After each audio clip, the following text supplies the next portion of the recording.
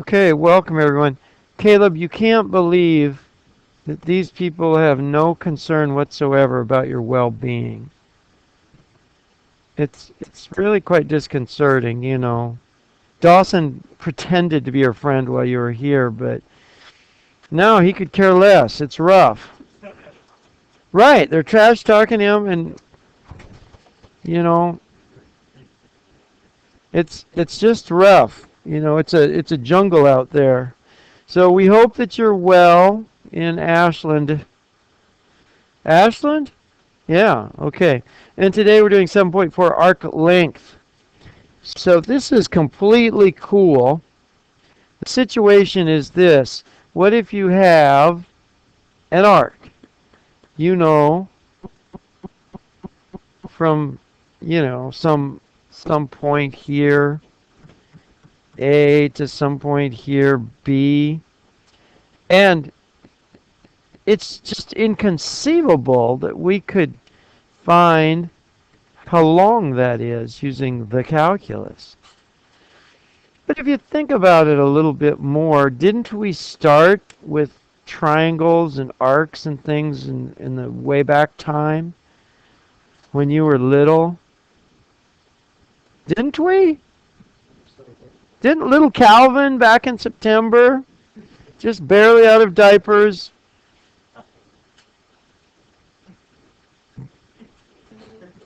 didn't we do? Tell me, you tell me, didn't we do a triangle that looked kind of like this? And we did delta y and delta x. Remember? And remember that what this was called if it intersected the arc thusly. It was called average rate of change. And it wasn't a tangent yet, Jamie. What was it? It was a secant. Good. Thanks for giving him a chance to answer, Calvin. What a jerk. Okay. It was a secant line, and then we let the distance between A and B, and we call that delta x right here.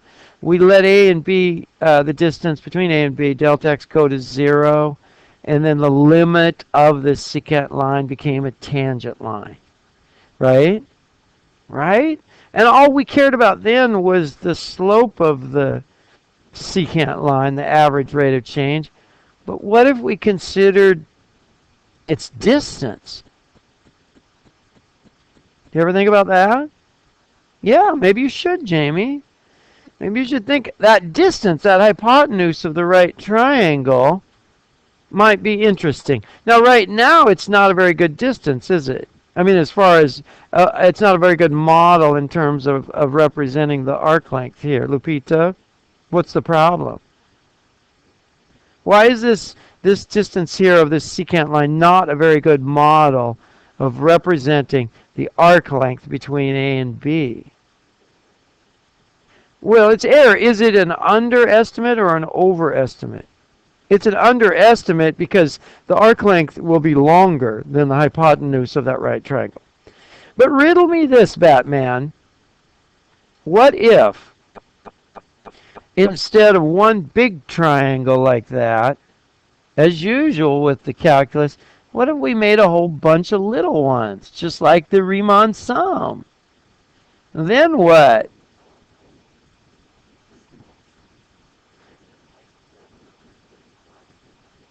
Well, kind of. Well, kind of. No, it's exhausting. It's kind of like that, but better. If we do the make a whole bunch of little hypotenusae. I don't know if that hypotenuse has a plural. I'm just making that up. It's probably not hypotenusae.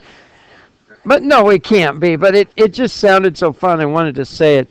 If we add a whole bunch of the little blue hypotenusae, then we get the arc length between A and B, right? Well, how do we add a whole bunch of little things in our realm? We take an integral because remember this developed, this evolved, if you will, from the summation sign. Summation became the integral. And so really that's what happens, Cade. It just doesn't sound... well, no, I believe you, Cade, but hypogeny is so much more fun. And I am willing to make a fool of myself pretty much any time. But thank you. Okay, now, here's how it's going to go down. That's kind of the overview. Now we want to go back up quite a lot to here. When we had delta y and delta x, way back, when you were single-celled pond scum math students, how did you find the distance between 2 points?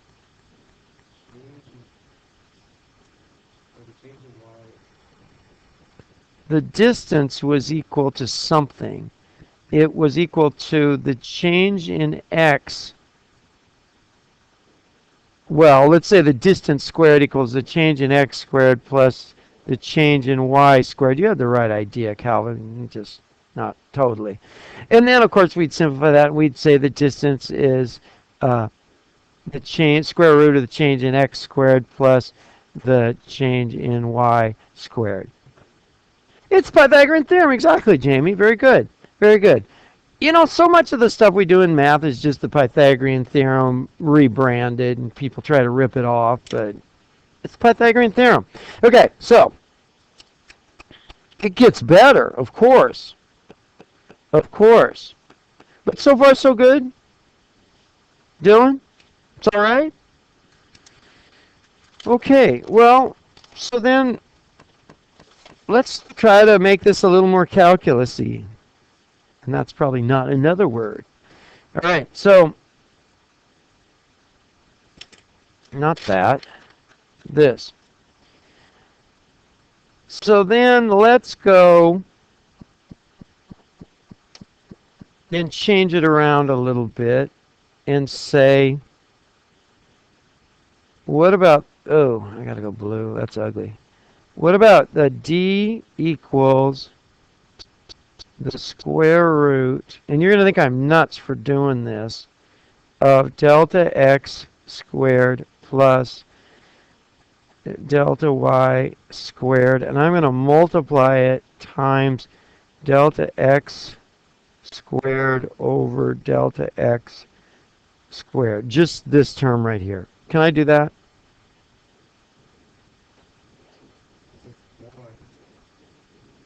It's 1. It's the multiplicative identity, and you're going to think I'm nuts, but there is some method to my madness here. Some madness to my method. So that gives us the square root of delta x squared plus delta y squared over delta x squared times delta x squared. Okay? And just hang with it. Suspend belief, because I know it's looking ugly right now. So then this equals the square root of, notice I have, this is times. I'm going to accentuate that. That is times. So this is a delta x squared plus something times delta x squared. So that means I can factor out a delta x squared. Julia, you are such a wonderful human being. I can factor out a delta x squared, and I get times 1 plus delta y squared over delta x squared. Do you believe me? All under the radical. Connor, is that okay?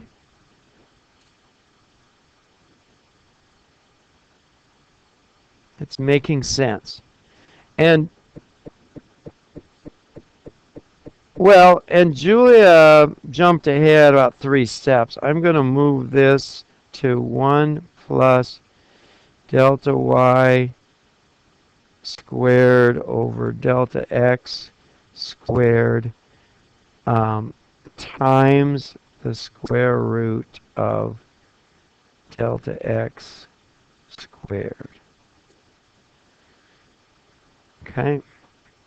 Then she's right. We're at, I guess I could have had that. 1 plus delta y squared over delta x squared times delta x squared. Delta x, you're right. My bad. You are so right. Let me get rid of that. That's what I wanted. Okay, times delta x. Nice. Nice. That is. Now, as always, as delta x approaches 0, okay, delta y over delta x, comma, approaches what?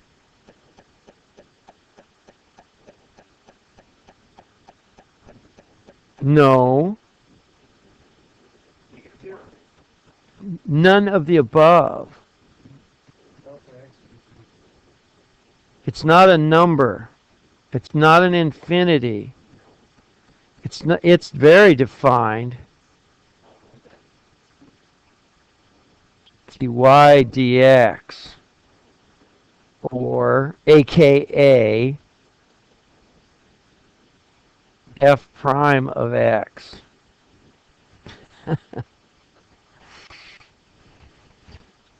Yeah, man. And wait, there's more. And delta x becomes dx. Because that's what it is. So it's starting to look more interesting. Okay, so now we can write this as the distance equals the integral from a to b of the square root of 1 plus dy dx, or f prime of something, c, let's call it. I don't want to use a and b because they're used here. Squared. No, wait a minute. At this point, at this point I can use x. I'm going to back up. I'm not going to even call it c. I'm going to call it f prime of x. And then, of course, dx. And that's where it comes from. So this delta x out here, outside of the radical, becomes your dx. And the reason we let these delta x approach 0 is why? Gracie? It's getting smaller, but where have we seen that concept before? Yeah. Jamie?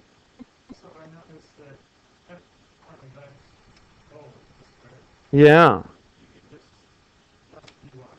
That's dy dx, yeah.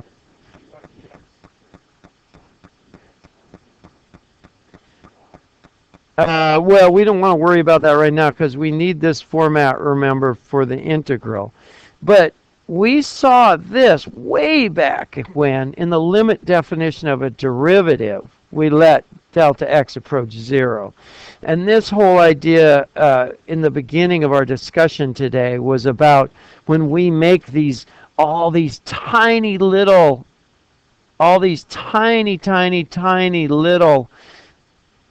and I mean tiny little right triangles here in blue.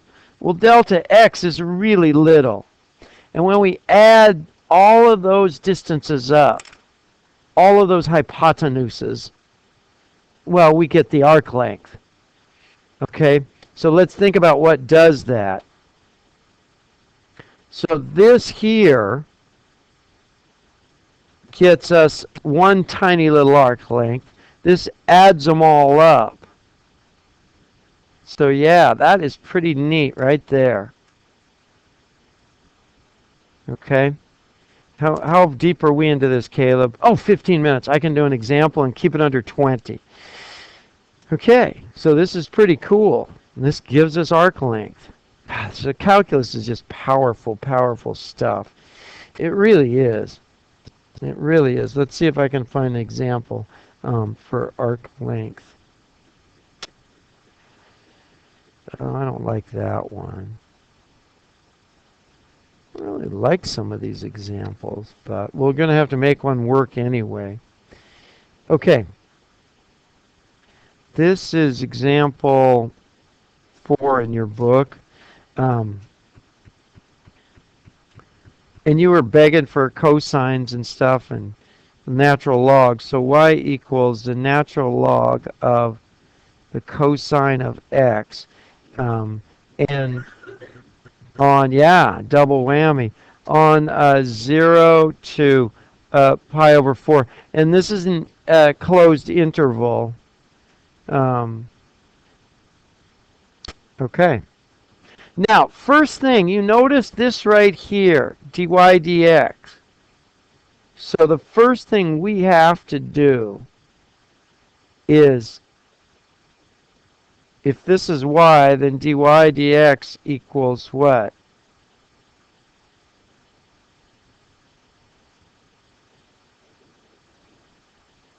Yeah.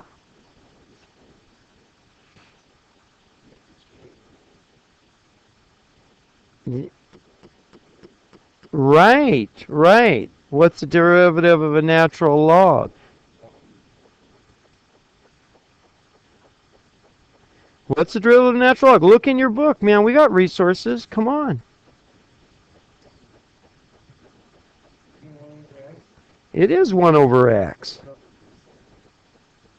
Okay, so 1 over cosine x times chain rule times the derivative with respect to x of cosine x.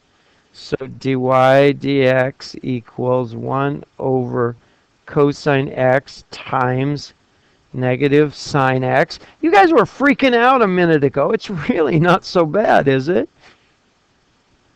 Dy dx equals negative sine x over cosine x, aka the opposite of tan x. Okay, and we may want to leave it as negative sine x over cosine x. We may want to keep tan x. We'll see how it develops throughout the problem. But just have those both in your pocket, okay? So, the arc length. D equals the derivative, the integral from a to b of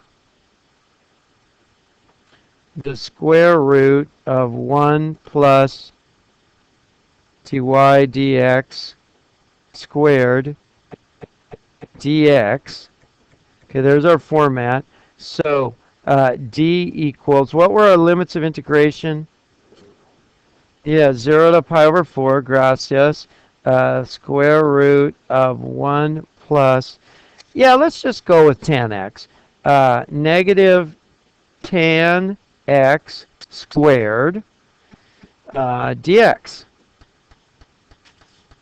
And that gives us d equals the integral from 0 to pi over 4 of, we can't do a lot with that, 1 plus, I guess that's just positive. That helps a little bit. Tan squared x dx. That's about all you can do with it. But, you know, hey, it's not looking so bad. Oh, wait. Wait a second. Connor. Ding. Ding. Where did that come from? You madman. You're right. That was funny. You all can't see because he's sitting back. I said, where did that come from? And he just whips it out. 1 plus tan squared x. That should make bells go off in your head. Okay? That should come from the Wayback Machine. And it's secant squared x. tx. That is an identity. Okay, and then we've got to say to ourselves, oh, selves, what is the integral evaluated from 0 to pi over 4 of secant squared x? Yeah.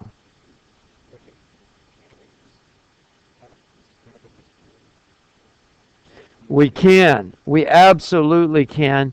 And that makes our lives a little easier. And Calvin, that is come on, get down there. That's a good observation. And as always, we want to simplify the expression as much as humanly possible. So now we're down to just secant x tx, which is looking a little cleaner.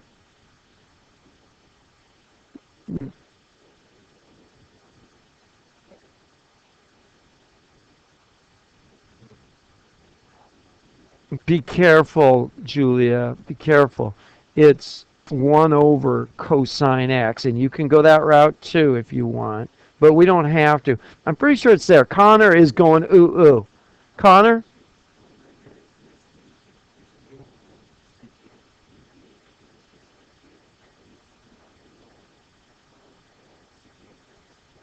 Should be absolute value, Connor. Uh, yeah. Okay. Or I always remember it like this: secant x plus tan x, like that. Yeah. So in this case, I would not expect you to memorize that. I'd either give it to you or I'd let you use your tables, and that's fine. The AP test probably wouldn't hit you with one this esoteric because they don't let you use tables, but you still need to be aware of them. And so that equals then what? I can get rid of that. The natural log of the square root of, I'm skipping a step. The natural log of secant pi over 4 plus tan pi over 4 absolute value minus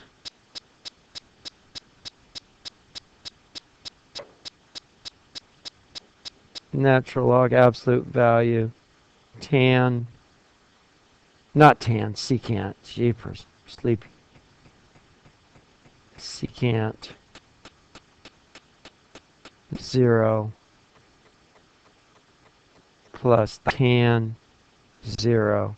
And when you do all that, you should get approximately 0.881. Caleb, I hope we made your day.